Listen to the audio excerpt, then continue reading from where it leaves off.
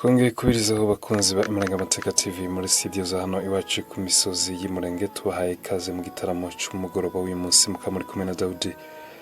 Igitaramo rero cy'umugoroba turagenda turebera hamwe ibintu abantu benshi bagenda bibaza bitandukanye ku bijyanye n'abasore ba hano iwacu Imurenge, mu mateka atandukanye, ibihe bitandukanye, abagiye bubaka amateka mu rugamba, ubuzima bw'umunyamurenge ubundi hano ku misozi yo muri gakondo y'iwacu bwagiye burangwa no kugabwaho ibitero bitandukanye, ibitero simusiga birimo inyeshamba ziva mu bihugu bitandukanye, harimo igihugu nk'u Burundi, ibihugu by'abaturanyi cyane cyane harimo igihugu cy'u Rwanda, n'inyeshamba zigize igihe kandi zikagenda zikorana bwa hafi n'imitwe ya mayimayi, imitwe yishize hamwe y'amoko atandukanye mu kuhuza imbaraga mu rwego kugira ngo babashe kurwanya umunyamurenge. Ariko mu gitaramo cyacu cy'uyu munsi turagenda turebera hamwe ibintu abantu benshi bibaza: ni gute abasore ba hano iwacu Imurenge babyitwaramo, ni gute bagenda bagaragaza amateka ku rugamba, cyane cyane mu gutsinda urugamba ari bake. Abenshi banabikora ugasanga nta mwuga, ntabwo ari abanyamwuga, wenda bize ibijyanye na gisirikare.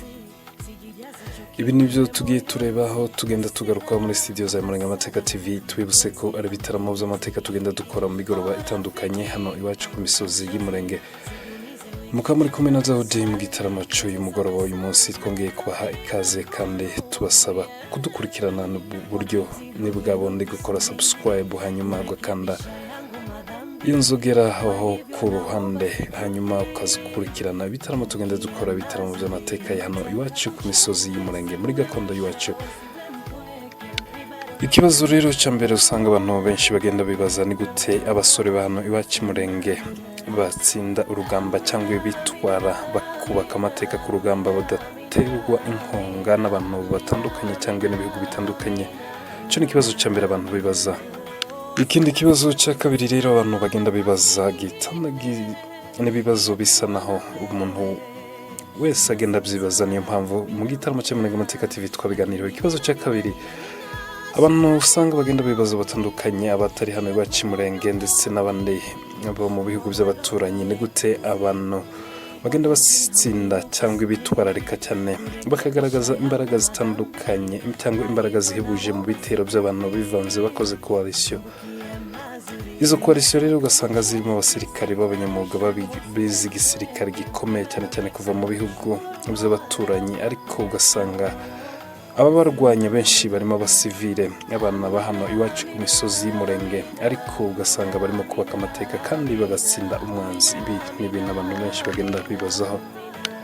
Ikindi kibazo cya gatatu rero usanga abantu benshi bagenda bibazaho gitandukanye, nabwo tuza kugenda tugikoraho tukiganiraho: ni gute badafusha abantu benshi ku rugamba kandi urebeye mu buzima busanzwe abaje ku rugamba nta mahugurwa ya gisirikare cyangwa trainings bashobora kuba barakoze hatandukanye. Ibi ni ibintu abantu benshi bagenda bibaza. Turataramye, turagenda tuganira dukora ku bintu bitandukanye mu gitaramo cy'amateka ya hano iwacu Imurenge. Uburyo abana ba hano iwacu Imurenge, abasore ba hano iwacu Imurenge bagiye bubaka amateka ku rugamba, bagiye babigenza gute rero? Babigenza gute? Ubu n'uburyo abatabizi rero cyangwa babyumvira kure, abatarabaye muri gakondo, bavukiye mu bihugu by'abaturanyi, mu bihugu by'amahanga, bavukiye muri Leta Zunze Ubumwe za Amerika, abavukiye mu bihugu by'abaturanyi harimo u Burundi, u Rwanda, harimo za Uganda, harimo n'ibindi bihugu. Ibi ni ibintu bagenda bibazaho, bamwe barabyumva mu makuru, ariko turagenda tubikomozaho mu gitaramo cy'Imurenge TV hano. Ibihugu biteye imbere mu bya gisirikari harazamo ibihugu cyane cyane bikomakomeye, ibihugu bifasha ibindi ku isi cyangwa ibihugu bifatira ibindi myanzuro ku isi, ndetse ugasanga n'ibindi bihugu bikirimo bizamuka mu majyambere bigenda bishora imbaraga cyane cyane mu guhugura igisirikare. Ariko turarebera hamwe impano ya hano iwacu ku basore ba hano iwacu Imurenge mu kwitwararika ku rugamba, ndetse bigaragara ko babaye abanyamwuga bitewe n'ibitero abaturage bagiye bagabwaho mu bihe bitandukanye n'amateka maremare y'ubuzima bw'abanyamurenge. Ariko turagenda tureba ku bitero, uburyo bagiye bagaba ibitero Leta Zunze Ubumwe za Amerika, ibindi bihugu nka Israel, ibindi bihugu bifite igisirikare gikomeye cyane, usanga bakoresha abasirikare bakomeye, bagira abitwa bamudahusha, ba sniper, bakagira abandi basirikare igihugu kiba kibikiye bashobora kugaba ibitero ahantu haba hari abanzi mwe n'aba abanzi bakomeye cyane bashobora kwibasira igihugu igihe icyo ari cyo cyose. Twari tuvuye rero mu bibazo abantu bagenda bibaza, reka turebe ibintu bitangaje rero abasore ba hano iwacu Imurenge bagiye bagaragaza mu kwitwararika mu bitero cyangwa kugaba ibitero cyangwa kwitambika ibitero by'abaduteye. Nibyo tugiye kugenda dukoraho kandi amasaha ya hano iwacu arimo araza yegerana yihuta, tuzegana ku musozo, ariko ku munsi w'ejo kandi tuzongere dutaramane namwe muri studio za AMATKA TV. Mu gihe abasore rero ba hano iwacu bagiye bubaka amateka cyane y'urugamba, abasore bafite amateka, bafite impano yo gukora igisirikare gihambaye cyane.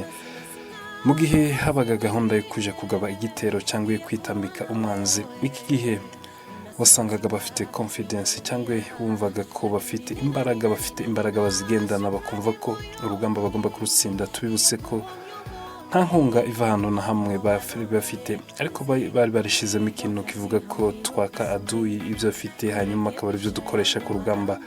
Ufite imbunda ya SMG akaba afitemo ayo masasu gusa, habe n'ibikoresho bagendanye, ariko bakishiramo icyo kintu ko bari bukoresha ibishoboka, imbaraga zishoboka mu kwaka aduyi ibyo yagendanye kugira ngo babyifashishe mu kumusubizayo cyangwa mu kumuhasha. Ikindi cya kabiri rero, mbere yo kugaba igitero, mbere yo guhaguruka baje kugaba igitero cyangwa kuje kwitambika umwanzi wateye, icyo gihe barabanzaga bagahura mu gihe bishoboka cyangwa mu gihe umwanzi ataregera cyane, hakabaho kusenga mu gihe cy'umwanya muto, bakabanza bakiyambaza Imana, bakabanza bakiragiza Imana muri uwo mwanya mugufi. Hanyuma abafite bitagenda kuri bagenzi babo bagatunganya inzira zabo, kubera ko urugamba rw'abasore ba hano iwacu Imurenge kwari kurwana nta guhindukira, kwari kurwana ari ukunesha umwanzi. Yari imyanzuro ndakuka, yari imyanzuro idasubirwaho, dore ko abana b'iwacu hano, abasore b'iwacu nta gusubira inyuma, bari intego yababagamo kwari gusubizayo umwanzi cyangwa tugapfa tugashira. Mu yandi magambo ni ukuvuga ngo bavugaga ko umwanzi adashobora kuturusha imbaraga uko bimeze kose. Turareba noneho abantu bajaga kugaba ibitero bitewe n'amateka tugenda twumva hano iwacu ku misozi y'Imurenge. Andi mahame rero y'ubunyamwuga bagaragazaga mu kwitwararika ku rugamba, abasore ba hano iwacu Imurenge bagaragazaga ko cyangwa ibintu byababagamo byari mu maraso, yari amarangamutima avuga ko urasiwe ku rugamba atagomba gusigwa, yaba ari kajorite cyangwa yaba ari mayiti. Ni ukuvuga ngo icyo gihe ari uwapfuye yagombaga kuzanwa, ari uwarashwe nanone bakomeretse, uko bimeze kose ntago bamutaga cyangwa ngo babe bamusiga. Icyo gihe bagombaga kwiyaranja bagashaka uburyo nawe bamucura cyangwa bamutahana, uko bimeze kose muri situation iyo ari yo yose. Ibi kandi tubibutse ko ubu buryo ari ubunyamwuga. Iyi ni impamvu cyangwa uburyo bugaragaza ko ibijyanye n'umwuga w'igisirikare uri mu maraso y'abantu ba hano iwacu Imurenge ari impano. Turimo turagana ku musozo w'igitaramo cya AMATKA TV hano muri studio za hano iwacu ku misozi y'Imurenge. Amasaha arimo aragenda yihuta cyane, tukaba dushimiye abakunzi bagenda badukurikirana. Ica nyuma rero ngo tugane ku musozo, uburyo amateka ya hano kandi agenda avugwa n'abantu bagiye bakora muri uwo mwuga. N'ibintu bitaravugwa cyane cyane mu mateka hano iwacu Imurenge, bagiye bagaba ibitero ahantu cyangwa kwitambika umwanzi, nta ntambara irabamo abana b'abanyamurenge cyangwa abahungu ba hano iwacu Imurenge bagera kuri 30. Ni ukuvuga ngo urwo rugamba ruba ari amateka mu buzima. Ni ukuvuga ngo ahandi iyo bagaba igitero haba hagenda abantu 4, 5, 10 na bangahe, nabo ubwo bagerayo bakagenda bigabura 2, 3, nuko ibitero byagiye bigabaga. Bakagenda bavuga ko abahanga rero mu gucukumbura tugana ku musozo bakavuga ko urwango rwagiye rugaragara hagati y'amoko yagiye yibasira abanyamurenge hano iwacu ku misozi y'Imurenge cyangwa muri gakondo y'iwacu, ndetse urwango rukaba rwarasakaye mu gihugu cyose cya Congo, bivana ku burya umuntu iyo akwanga haba hari impamvu, haba hari icyo akurangizamo.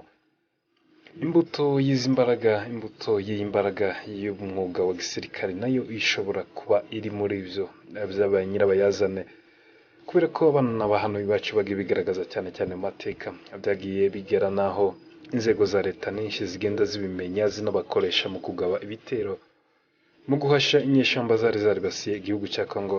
Aha twarevuga nka wahoze ari perezida ucyuye igihe Joseph Kabila yagiye akoresha igisirikare cy'abana ba hano iwacu Imurenge ahatandukanye, ndetse aragikoresha haranakizamura mu mapete cyangwa mu ntera kubera uburyo ari abanyamwuga ku bijyanye n'isasu cyangwa bijyanye no kugaba ibitero cyangwa kwitwararika ku rugamba.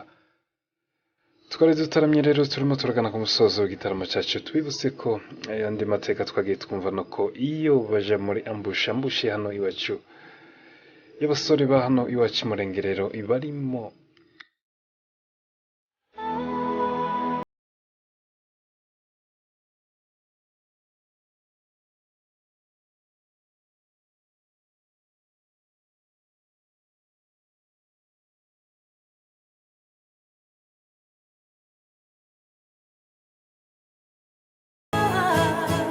Oh mama, panguza chozi.